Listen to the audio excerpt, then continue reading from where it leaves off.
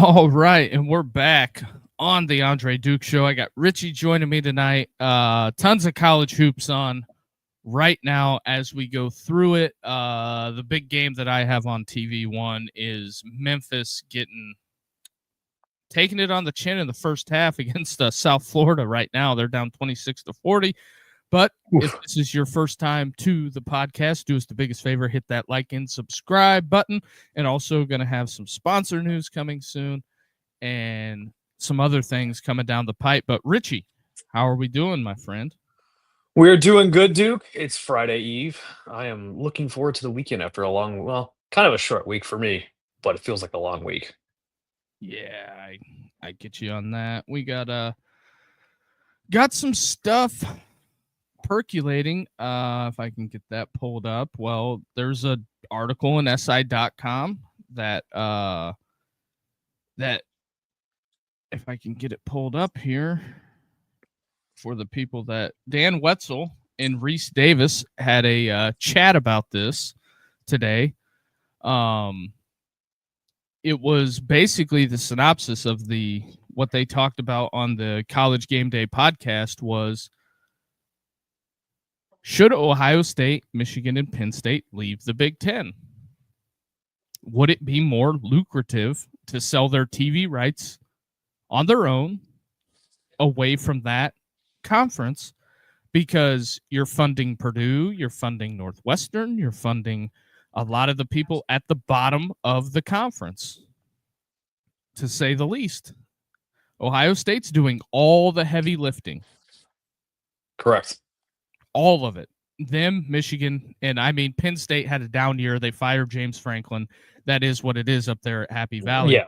Mm-hmm. But are Ohio State's TV rights more lucrative as a standalone to a network than the whole Big Ten inventory?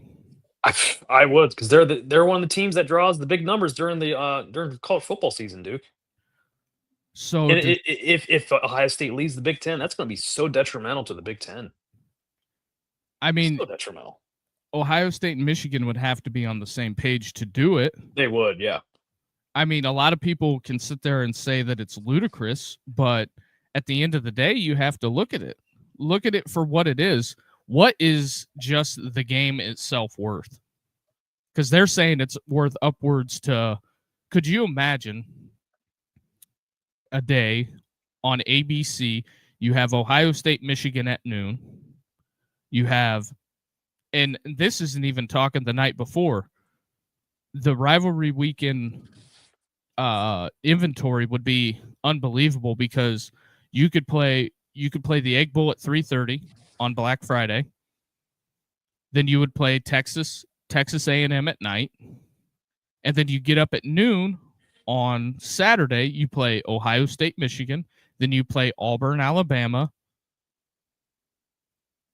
And then you could even play Florida State, Florida, Miami. Who you got? Or if it's even on NBC, could you imagine a weekend where you have Ohio State, Michigan at 3:30 on NBC, and then you stay for the doubleheader of Notre Dame, USC? What's that TV? What number? What's that? Well, yeah. What's that going to draw? Because you're in competition with the SEC. The SEC is killing you in ratings. You're funding Rutgers. You're funding a lot of the teams that are not putting money into it, and that was the big push in the SEC with Vanderbilt. I think Greg Sankey went to Vanderbilt and said, you guys are going to play ball here or you're out. I think Ohio State, Michigan, and Penn State, they kind of rule the roost. Minnesota's in no man's land. They don't draw a number. I mean, just look Iowa. Even Iowa. Yes, Iowa.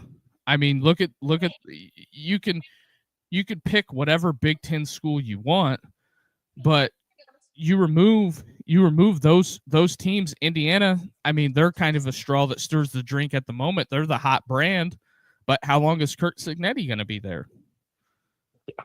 you could see a world where Ohio State, Michigan, Penn State, USC, and Oregon say, we're going to pack up our bags and we're just going to go kind of to an independent deal, is what Reese Davis and Dan Wolken were talking about, to where all those teams play each other. You have Michigan, Ohio State, Oregon, USC. You have 4 games figured out. Yeah. And then you fill the rest with SEC teams. Yeah, you could fill the rest with a couple of SEC teams. Maybe even the Pac-12 will want to play ball with games because those schools need money. I think the options are endless. Some people say, "Oh, that's stupid. They never leave." Well, if a TV network's going to pay you $100 million, if they pay you $100 million, what's the difference in making the $78 million? That's what I.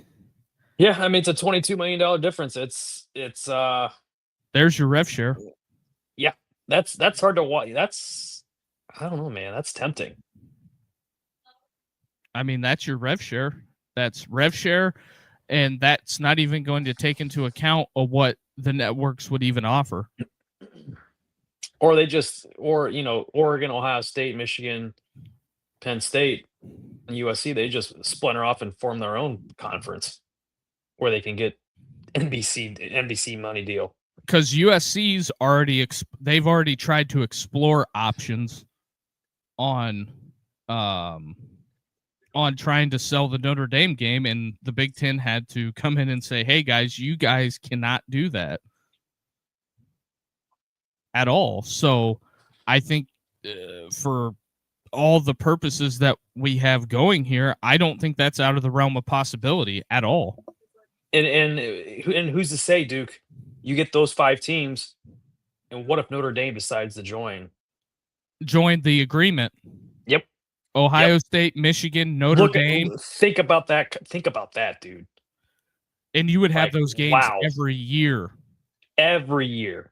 Drawing big numbers. And it might lure some other teams away from their conferences to join, like, hey, we want a part of this too. Oh yeah, because it would spring the part of the break off that could come.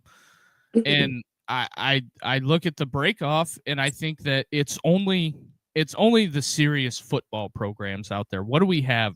Honestly, when we break this down, how many people are actually playing the same sport is what I look at. Yep. Because is Purdue competing at the same level of a Nebraska even? No, Purdue's kind of punted football. Yeah. I mean, focused on basketball. I mean, look at Indiana. Indiana got serious, and look how that turned out for them. I think Iowa's serious enough about football, but then again, you look at the bottom of the conference, you have Maryland. Is Rutgers. Maryland serious? They're not serious. UCLA, Wisconsin, Northwestern. I mean, they just put a big financial commitment into their stadium, but looking at it from a totality, none of the schools that are in the Big Ten in the lower half draw numbers. Indiana's going to draw a big number. Ohio State will draw a big number. Oregon, USC, Michigan, Penn State. I think Iowa draws just good enough when they play one of those teams. And I think that the Ohio State-Michigan game is probably the most valuable regular season college football game on the market outside of Notre Dame playing Ohio State. That's why they call it the greatest rivalry not in college football in all of sport. Dude. Right. That's why it's called that for a reason. And every year that game pumps out numbers. Every year. It's always just like Ohio State, Texas. That's going to do a huge number on ABC at night in Austin. Come on.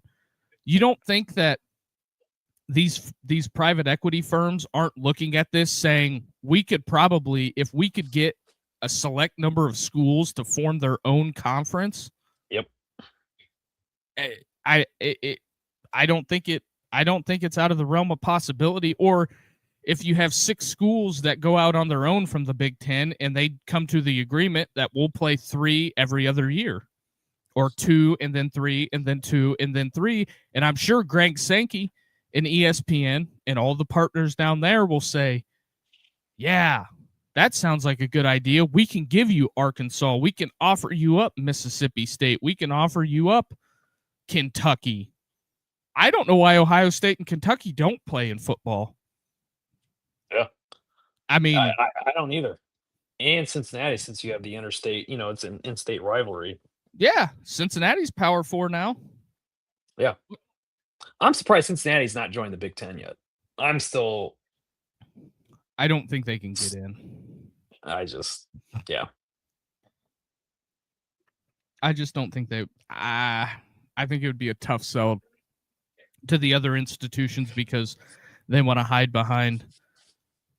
They want to hide behind the academic thing. That's why they wouldn't take Florida State back in the day. But whatever. Yeah, we all know that's I mean, but it is what it is. But at that point, I don't think that's not an unfair question to ask on those teams possibly joining the Big Ten. I don't think it's unfair.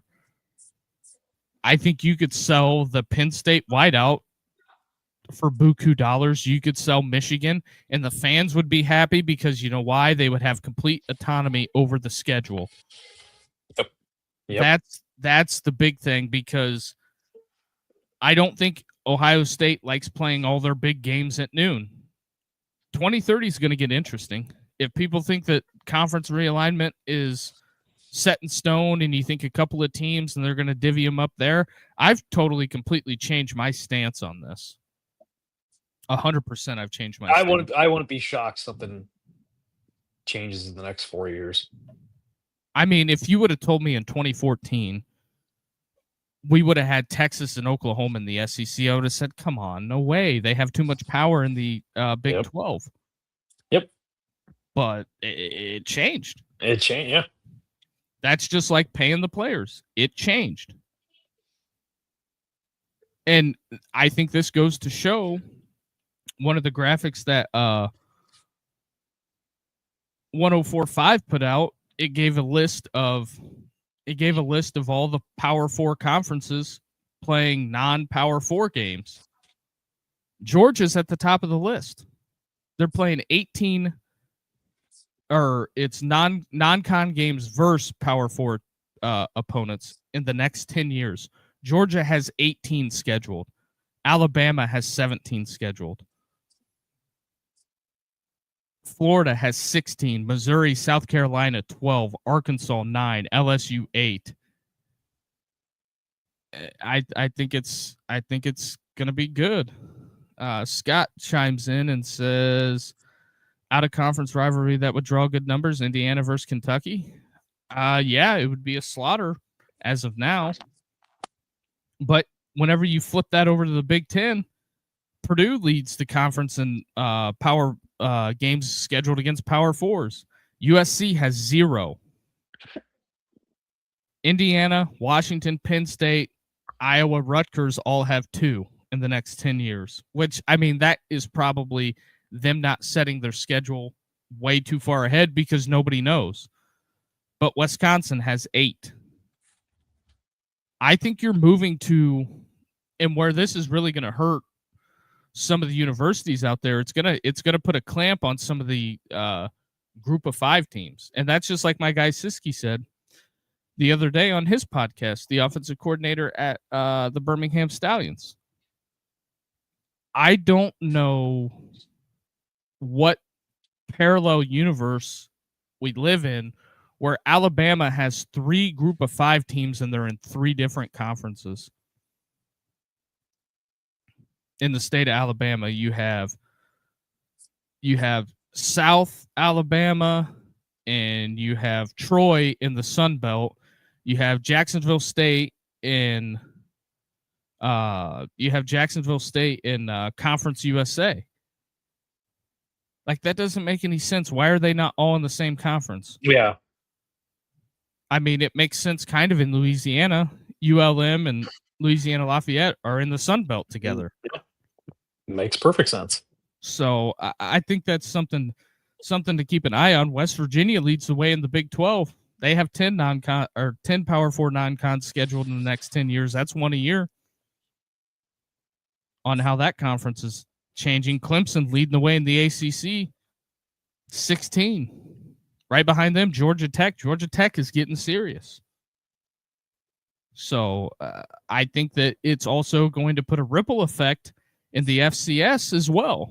Because if you look at the way the FCS programs have moved, you had James Madison, they came up. Jacksonville State came up. Sam Houston, Kennesaw State, Delaware, Missouri State, South Dakota, and now Sacramento State. They've all joined D1.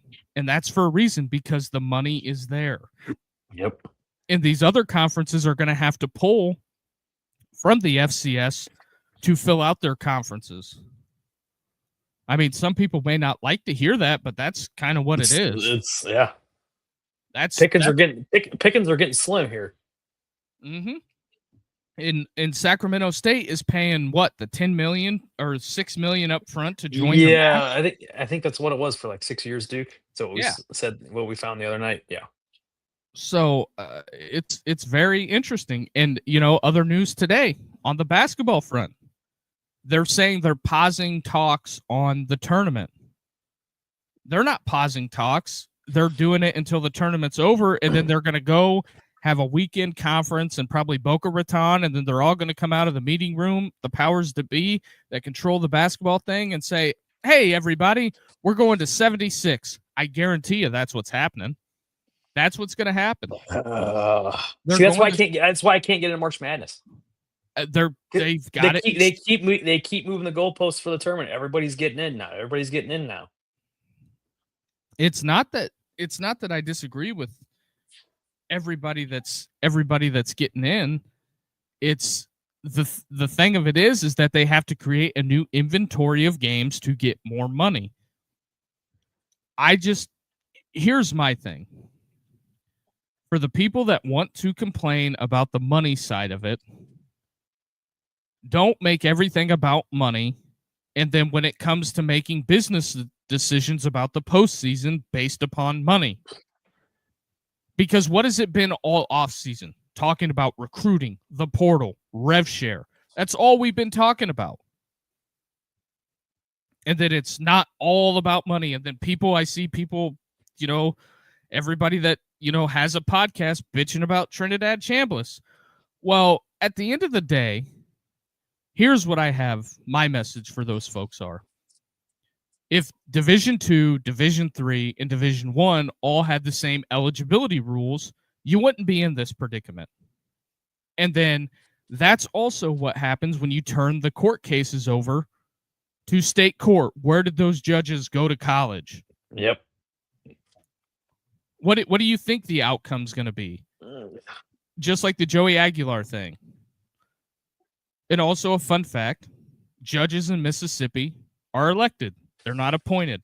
So keep that in mind as well. So I think that's kind of where we're at, but we have some other notes, some other things to go over, Rich. I don't know. We talked about some of the greatest rivalries in sports. I don't know if we got one better. Insert joke here. The Athens Clark County PD versus the UGA Bulldogs.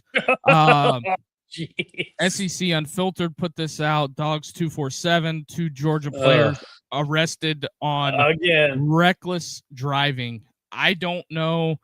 I've had people in the industry tell me it happens everywhere, but my thing is that it something stinks at Georgia when it comes to this. Either they don't give a shit or they're going to have to do something, because they had a tragic accident where people lost their lives. And I don't know how you police it. I really don't know how you put the toothpaste back in the tube at this point. I mean, seriously, what are you going to do? Tell 18-year-old kids they can't drive anymore? I don't know. Yeah. But here's the thing. What are you going to do? Give them all Honda Priuses? Give them scooters. I don't know. But Kirby and Georgia's got a problem. Oh, it's a big problem. Big problem. And anytime anybody gets arrested, I'm not saying players don't get arrested in college for doing bonehead stuff. They're kids. They're going to do bonehead stuff. But if it's just repeatedly happening, you got to do something about it. I would think Kirby's probably going to have a team meeting and say, we're done. You have to at this point. They're going to have babysitters on these guys. Chauffeurs. Yeah, it's just because it's what? How many times has this happened in the last 3 years, Duke? I can look. There's been like 4 incidences that I know of. I mean, it would be interesting to see how many Georgia football players have been arrested for reckless driving in the last 5 years. We'll see. I mean, I'm kind of looking right now, but either you coach it or you allow it, like somebody would say. Yep, just like JB says. So here's what a broader pattern. I just put it into ChatGPT. Various reports, police logs that show since January of 2023, at least 24 to 25 incidents involving Georgia football players have occurred where players were either arrested or cited for speeding, reckless driving, DUI, or other moving violations. This includes reckless driving arrests, traffic citations, DUIs, among other players such as Nitro Tuggle, the Easley kid. Even ETN got in trouble. That's 30 plus moving violations in 3 years. I don't know what to tell you. I really don't know what to tell you on this one. Because it's not. I mean, Kirby can say all he wants it's not acceptable, but yeah. I mean, just seeing it every off season, nothing during the season. It's a reoccurring thing. They have too much time on their hands. It just, I don't know. Gonna have to put the cars up, boys. Yep. Hand me the keys, boys. You're done driving. Which, I mean, I'm sure Kirby's gonna handle it internally, but I mean, it's another black eye on the program, Duke. Yeah, I mean, we don't have to get into great detail, but it seems like every year BYU's having some type of assault allegation in Georgia driving. You had Retzlaff last year. You have the wide receiver this year for the allegation. I don't know. But I guess we'll move on to other news. Notre Dame wide receiver, Ohio State transfer Mylan Graham. He was asked what the biggest difference from Ohio State to Notre Dame was.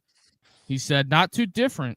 You just actually have to go in person at Notre Dame. Obviously, everybody knows what it is with academics. I'm sure the folks at Ohio State did not enjoy that comment. But I don't think it's any secret. I mean, if anybody knows anything, that these guys aren't going to class. They don't have to go to class. It's all online. They're out here to play school. That's what Carnell Jones said. The guy that said we're not here to play school is one of the people that run the Ohio State Collective. Just saying. Just saying, Duke. Yep. But anyway, High Point University, don't know if you've seen this score from the other day. High Point played North Carolina Central in baseball. Score of that game 51-2. That is putting up some crooked numbers. Wow. So I found that an interesting score. And then there was actually some other topics. CFB Alerts puts out who are the most impactful transfers coming into this year. Their list consists of Sam Levitt, Darian Mensah, Braden Salisbury. He's at Tech. Mensah at Miami. Levitt at LSU. Cam Coleman at Texas, Jordan Seaton at LSU, Byron Brown at Auburn, Damon Wilson that Georgia tried to sue. Or no, it was Missouri. Or no, Georgia sued him for going to Missouri. And then he ends up leaving Missouri. He's in Miami now. Drew Mestmaker led the nation in passing. And then the last one, Princewell, that left Ole Miss to go to LSU. Who do you think out of that list is the most important to their team? I'll give you my top three. I think it's Mestmaker, I think it's Mensah, and I think it's Sam at LSU. I was going to say Levitt.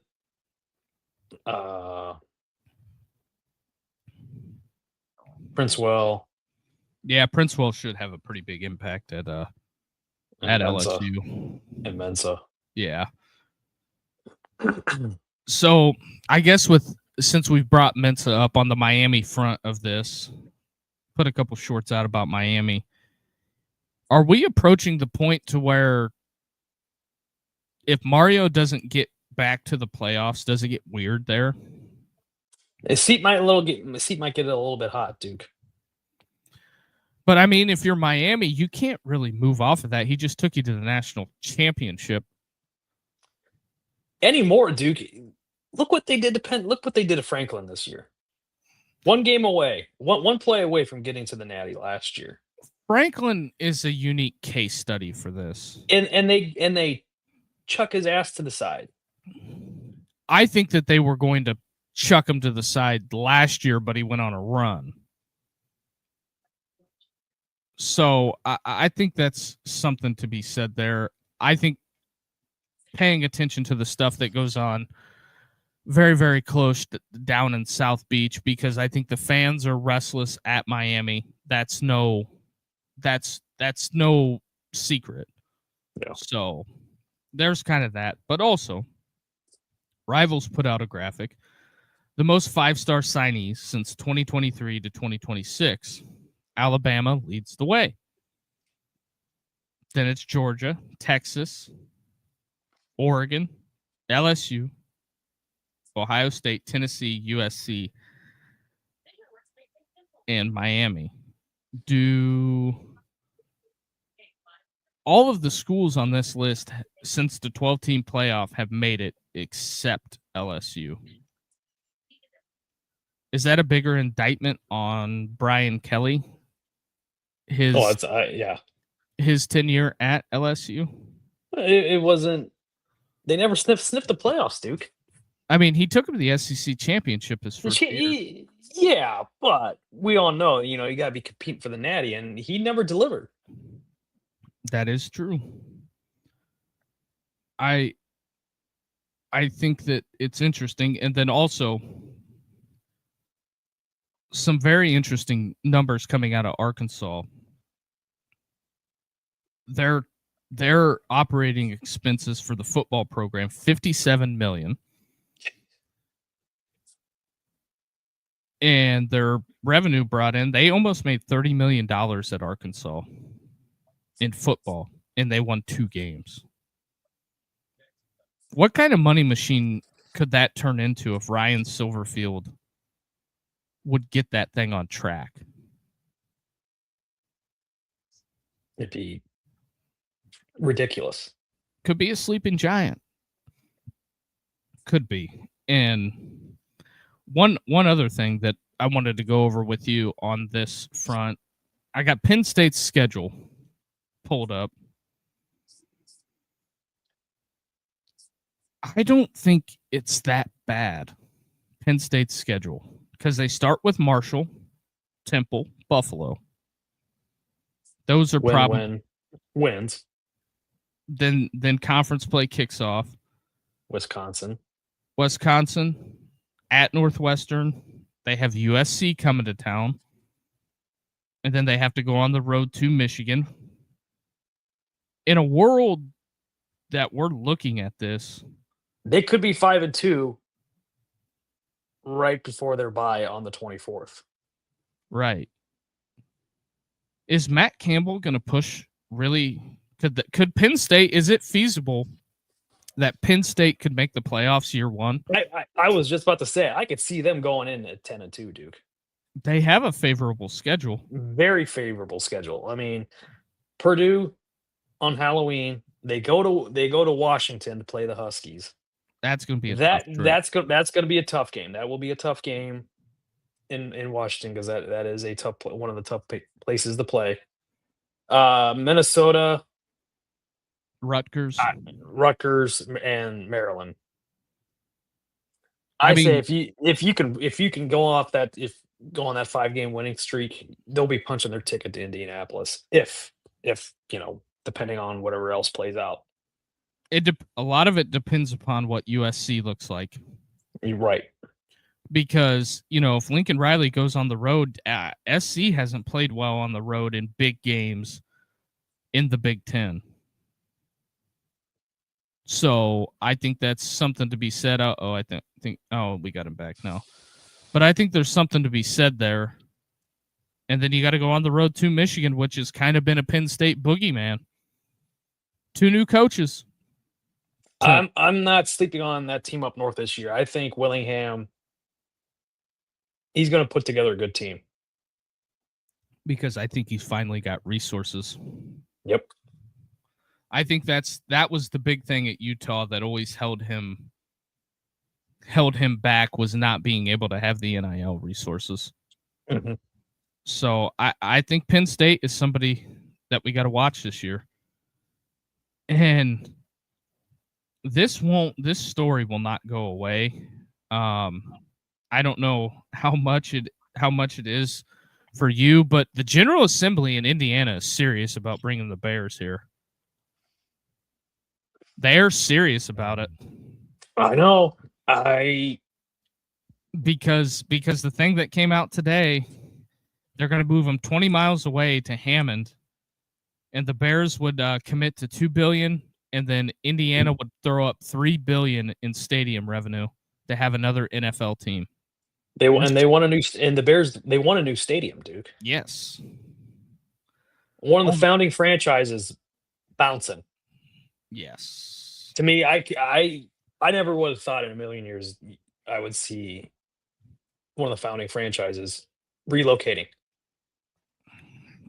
It doesn't sit well with me, Duke. I mean, I get it. I get what they're trying to do, but the Indiana Bears, the Hammond Bears, come on. I think they'll call them the Indiana Bears. I think that's what they do. Yeah. I mean, it's wild that one of the oldest franchises in the NFL is because here's why I think they want a new stadium. I almost think the McCaskey family is low-key going to put them on the market. And it would be advantageous to get somebody to pay, what are the Bears worth, $7 billion? 8? I think they're around that line, yeah, around that ballpark. I would say somewhere in there that they're there, because the Cowboys are valued at $13 billion. The Rams, Giants, Patriots, Niners. I would say the Bears aren't far off from that, at least $6 to $8 billion. But this story will not go away. And the crazy thing is that the last time each team was sold, the Bears were bought in 1920 for $100. I mean, the Chief bought the Steelers in 1933 for $2,500. The teams that have never been sold: Steelers, Giants, Green Bay, the Bears, and the Chiefs. Yeah, the Chiefs.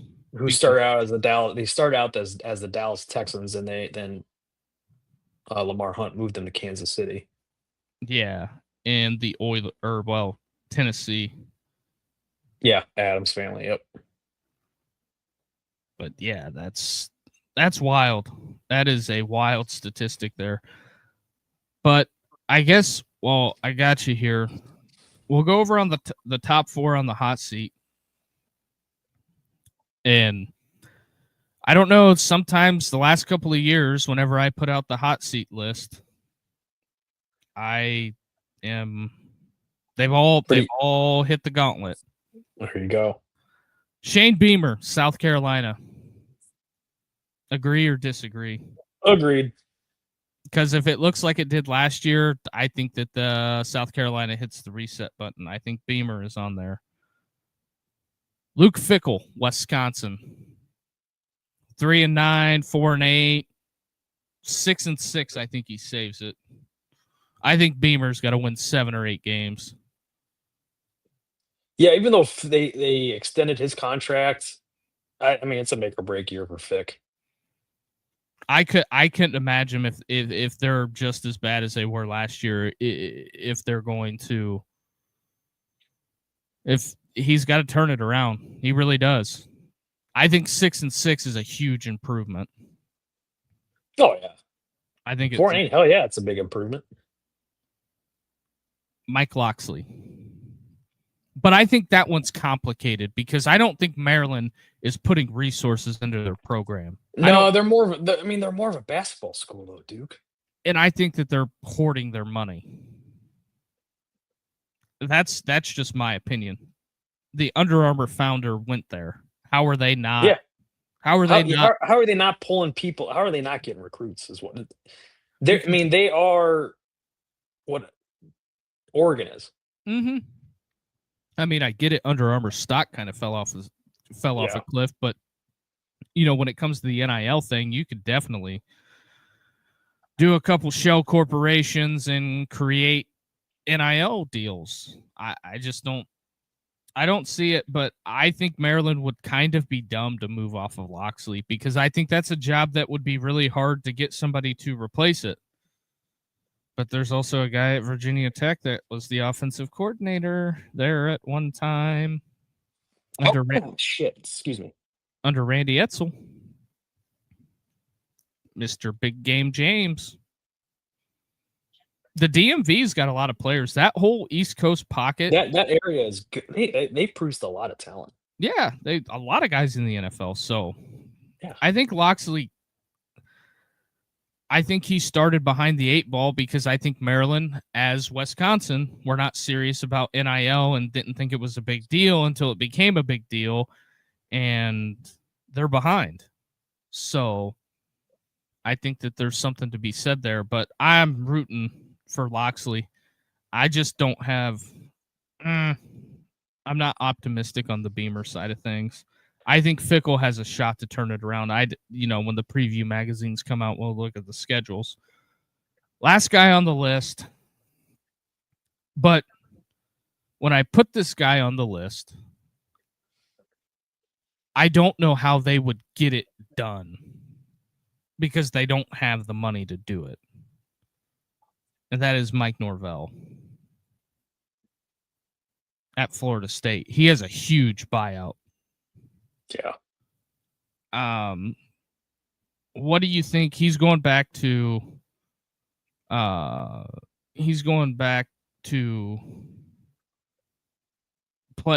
play calling. What do you think that the realistic expectation is for him? 6-6. Not a losing season. You think that's enough to keep him around? I mean, they showed potential last year, beating Alabama that first game. Shit. I thought I'm like Florida State. Okay, we're maybe they're going to turn it around this year. The Gus bus, man. I'm telling you, Gus Malzahn, the Gus bus. But Norvell is in there, and then the last guy on the list, Dave Aranda. No, Dave Aranda. Okay. I think if anything, if it goes terrible this year, like Clemson goes like 4-8, I think Dabo will step down. Yeah. I mean, he's old enough. He's made enough money. He can go be the ball coach. He can go do TV. He can go do a lot of stuff. Yeah. because he'd be another guy to put on game day with Saban. Got that right.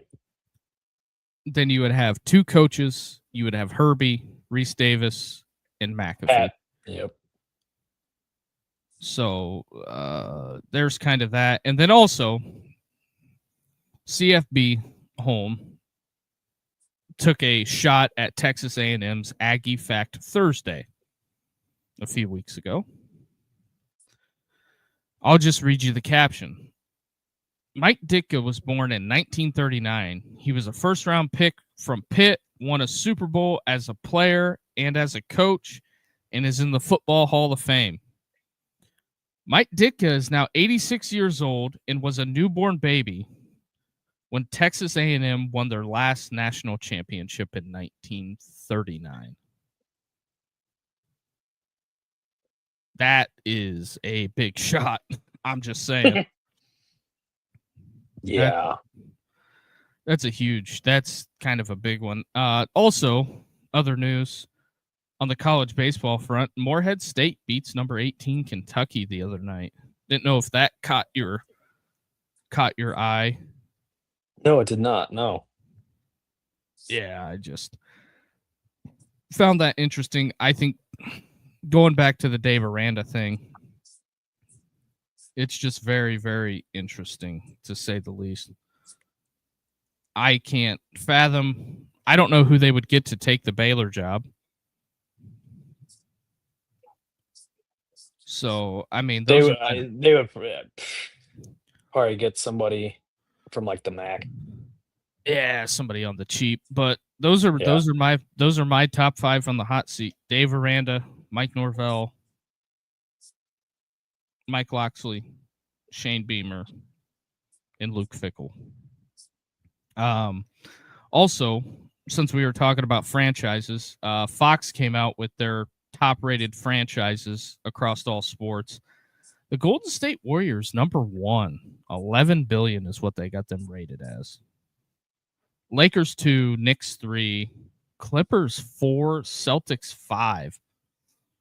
Now, my issue is the Knicks and the Clippers haven't won anything in years. Nothing.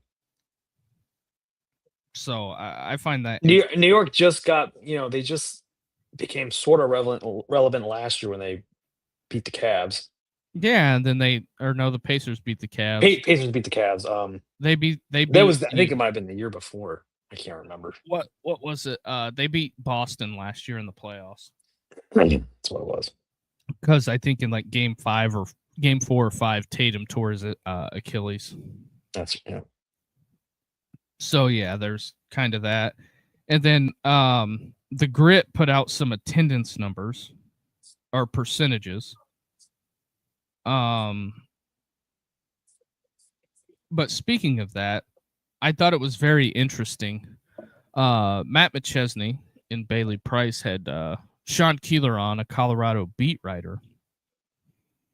I think he's been at Colorado for almost 30 years. They interviewed him and talked about some stuff, and with spring football and all that coming down the way. But they interviewed him and said Colorado isn't selling tickets to their spring game this year.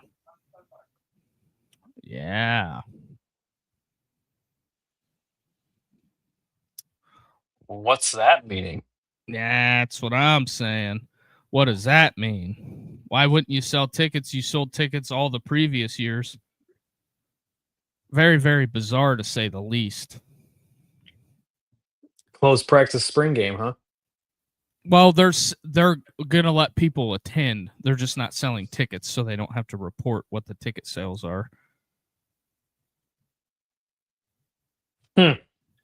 Because they went from selling 50,000 the first year, and then it dropped to 23 last year. Yeah. Or it might have been, like 45, 50 2 years consistently, and then it fell off by half. I wonder if there ain't going to be many people at the spring game. It doesn't sound like it to me. I mean, what was it? Coming into the year that When they hired Prime, they sold that spring game out. Oh yeah, they sold it out. I think 2 years in a row. So that's kind of something I'm going to keep my eye on this spring. Also, Mark Cuban in the news, a great Indiana alum, but very, very bizarre take here. He got asked about teams tanking in the NFL, or not in the NFL, but in the NBA. And Cuban's quote was, "The NBA should embrace tanking." I don't know if that's a popular opinion, because that's kind of what Nico did to Dallas. I mean, it might work out in the long run. I mean, it worked out for Oklahoma City. I mean, they have a plethora of talent. They have all kinds of picks. They strategically did it, but they sucked for 3 years. I mean, if you can financially feasibly take on the burden for 3 years, I think you'd be okay. But you have to be able to take that on. But also, with the attendance percentages, do you know what team got ranked dead last in attendance percentage? Pacers.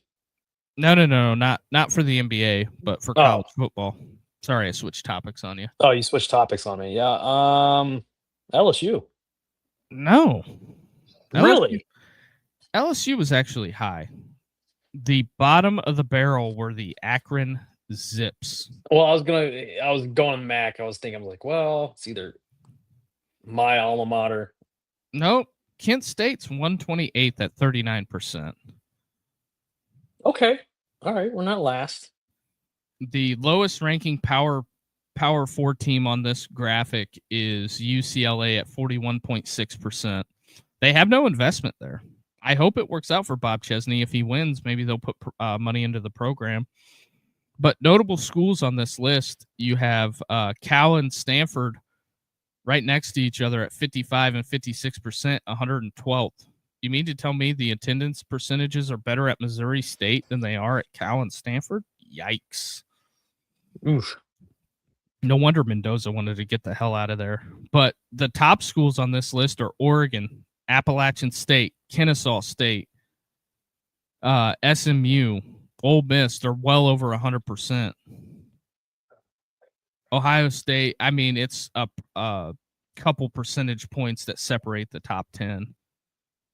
I mean, North Carolina, Notre Dame are 100% attendance. Georgia, Auburn.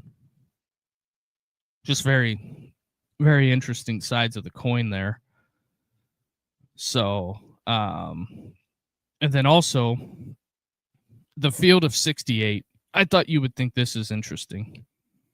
They ranked the SEC basketball jobs. And in your opinion, who would be the number one SEC basketball job? Oh, Arkansas. Oh, Kentucky is 1. Texas is 2. Arkansas is 3. Tennessee 4. Florida 5. A&M 6. Alabama, Missouri, Auburn, LSU, Georgia, Vanderbilt, Ole Miss, Oklahoma, Mississippi State, South Carolina bringing up the rear with the gear.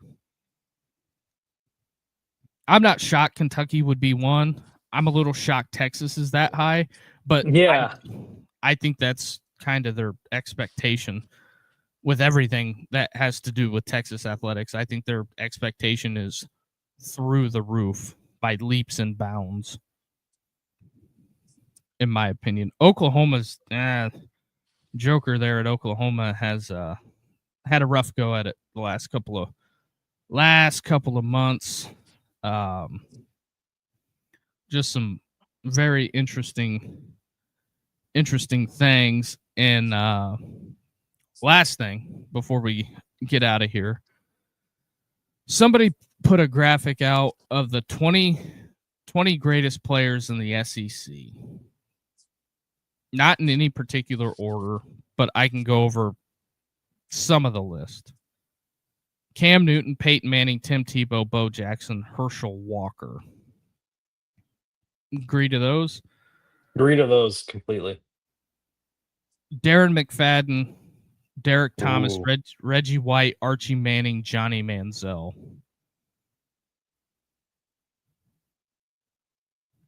I don't disagree at all. Then the next rung is Derrick Henry, Joe Burrow, Steve Spurrier, Billy Cannon, and Danny Werfel.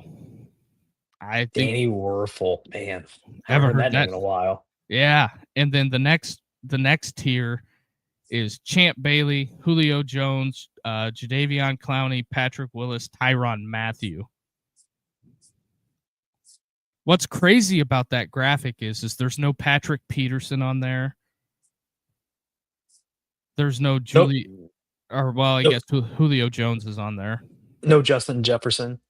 Yep, Justin Jefferson. Who's the Jamar Chase? Yep, Jamar Chase. Just thinking of greats, Percy Harvin. Him too, yeah. Michael Thomas. Or not Michael Thomas, Michael Evans. Oh, Mike. Yeah, Mike. Yeah, because Mike made Manziel. Yeah, so all Manziel had to do was throw it up to him. Mike just went and got it. No Eli Manning. No, I no. You wouldn't put Eli Manning as? I wouldn't put him on there. He's at least top 50, right? He's top 50. I think that would be. I think that would be very, very interesting if we sat down and compiled a complete list of just all the guys that are or are not on that list. I think it would be very interesting. And then also, I do want to talk about this. I thought it was stupid that, and I don't criticize universities very often, but I thought it was stupid that Stephen A. Smith said what he said about Mississippi and Oxford, about how people didn't want to be there when the Kiffin stuff was going on. And he said, brothers don't want to go to Mississippi. And he said a bunch of words. And then Ole Miss rolls out the red carpet and they did a whole thing on Instagram. And I'm just like, whatever. I think that's just stupid, to be completely honest with you. Yeah. Just my opinion. But some people will say, oh, that's cool or that's great. I just, hard pass for me, to be completely honest. I think that it's just interesting. And then also, this just came out. The Suns owner comes out and says tanking is losing behavior done by losers. I mean, are we having a war of words in the NBA about what we're doing here? But yeah. I mean, did you watch that All-Star game? No. I didn't either. I forget what I even did. What was it, Sunday? I think it was. I'm not watching that. It's just like the Pro Bowl. I'm not watching the Pro Bowl. No. I may even watch the MLB All-Star game because, at least they're playing. But, even still, it's... Yeah, it's... very, very bizarre, to say the least. Whenever we get there. Also, speaking of upsets, Creighton goes on the road and gets a dub at UConn. Dan Hurley, I'm sure, was real thrilled about that. Oh, boy. And I bet he was dog cussing everybody in the locker room. Oh, what were your thoughts on? Did you see any of the Mick Cronin stuff? I came across it on my timeline. I didn't really get to watch it, but I heard his outburst. I didn't really get to and then see the full-fledged crash out. And I'm just like, and then he wanted to get on the reporter. Are you raising your voice at me? I wish the reporter would have said, "Yeah, I am." It's whatever. I look at it, very, very bizarre behavior. Also, the women's hockey team wins gold in Shout out to U.S. overtime. women. Yeah. I thought that was awesome. Yeah, because I got somebody texted me when I was working. I was like, USA and Canada are overtime. I was like, all right, let's get the Yeah. gold. Get the gold, ladies. Yeah, and then also pitchers and catchers have reported spring training's about to kick off. Baseball is about to, I think, enter the last year for at least a little bit. Yeah, because I don't because with that CBA, it's not looking good, Duke. I don't think so. It's very interesting to say the least. And I just ran across another Bears thing. A lot of iconic moments at Soldier Field. You have the fog game. You got a lot of sentimental moments there for the Bears. You know, I mean the old Soldier Field, and then they put looks like what a UFO landing on something would be on it. It just, I don't know. I haven't been to Soldier Field in some years. Is it that bad? It has to be. But I guess if you're going to sell the team, I mean, it's a hell of a selling point to say we just build a new stadium and we're going to get our money back. That's the only thing I could think about, is that they're just going to build a new stadium and then year or two into it, they're going to be like, okay, well, we're going to sell. So it's going to be interesting. And I don't know if we talked about it on the pod real quick here. The Roethlisberger, Joey Porter comments. No, we haven't touched. No. Yeah, Joey Porter on Cam Hayward's podcast said that Roethlisberger was a bad teammate. I don't know where that ranks. I mean, why'd you wait 15 all years? These years? Yeah. I get it, but you could have said something after he retired. But I think it'll be interesting. I think we should monitor the Ohio State Penn State thing really close on what could possibly become of that, because if 4 or 6 of those teams leave the Big Ten, the Big Ten's worthless. Just cooked. I mean, for as much success as Indiana had this year, that's going to be interesting. I just look at it. It's going to be super interesting. I don't think it's out of the realm of possibility of letting people in on that. I just think that some of these major universities are tired of being another university's meal ticket in athletics. All the legwork. It's like the group project, Duke. Yeah. It's like, how Richie passed, physics in high school. Exactly. So I think it'll be interesting. That the fact that it got floated out there. But myself, I wonder if that was a test to see what public reaction would be. Mm-hmm. Right. Because I'd be in favor for it. I mean, we're getting away from everything that college football was. Why not just push it over the top? Yeah. But I heed my warning on the people that want to push for the collective bargaining. It'll kill it if you have a labor stoppage. Yep. It'll kill it. Because what are you going to do? Go get the Buckeyes that play on the club team to go out there, run in the horseshoe, cross the picket line? Yeah. Sure that'll go over well. Yeah.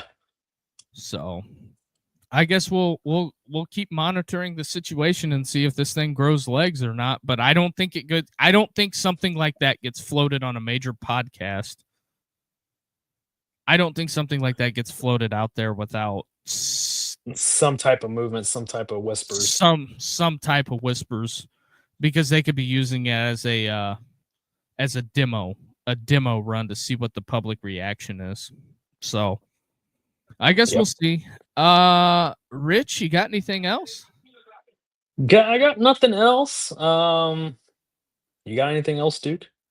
No, it looks like Memphis is fighting back a little bit, and then also, you know what else I think is very interesting? USF is playing at the Yuengling Center, that's based in Pennsylvania.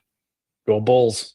You would think that maybe Penn State or even Pitt would get on it, but Pitt athletics is the best thing in the world. They win that whatever athletic cup or whatever every year for whatever that's worth. I think it's worthless because Pitt football hasn't been relevant since Wanstead, 2005. Jeez. But man, now I feel old. Well, think of it this way. McAfee missed that kick to send West Virginia to the national championship. Yeah. So I guess we'll see. We'll monitor the situation. I guess before we get out of here, appreciate everybody who tuned in. If you're watching it on the replay, do us the biggest favor. Hit that like and subscribe button. But with that being said, appreciate Rich for donating his time. And we will see you back here tomorrow. Everybody have a good night, and we'll talk then. Have a great night, everybody.